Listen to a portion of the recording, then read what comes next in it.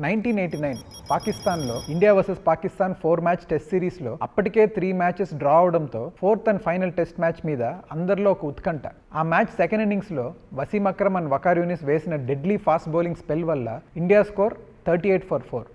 Almost match and series చేజారిపోయే situation. అప్పుడు వకార్ యూనిస్ వేసిన ఒక క్విక్ బౌన్సర్ 16 ఏళ్ల సచిన్ ముక్కుకు తగిలి రక్తం సరసర కారి తన షర్ట్ మొత్తం రక్తంతో తడిసిపోయింది. అప్పుడు నాన్ స్ట్రైకర్ ఎండ్లో ఉన్న Navjot Singh Sidhu and team India physio సచిన్ని రిటైర్డ్ హర్ట్ అవ్వమంటే అప్పుడు సచిన్ అన్న ఒక్క మాట, మే కేలేగా, అంటే నేను ఆడుతాను, బయటికి వెళ్ళను అని.